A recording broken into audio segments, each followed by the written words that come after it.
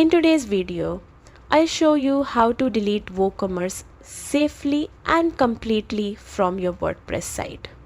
Whether you're switching platforms, redesigning your store, or simply no longer need it, this quick guide will walk you through everything step by step. Start by heading to your WordPress dashboard, which is where you control everything on your site.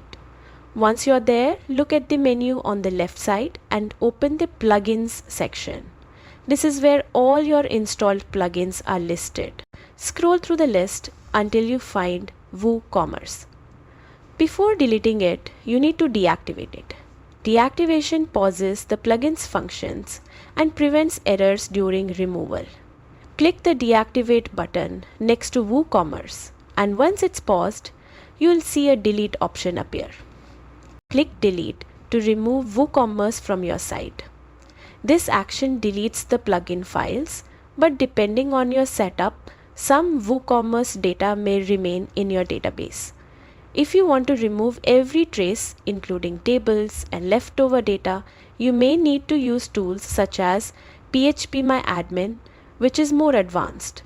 If you're not comfortable with that, it's a good idea to consult your hosting provider or a site administrator, and that's it.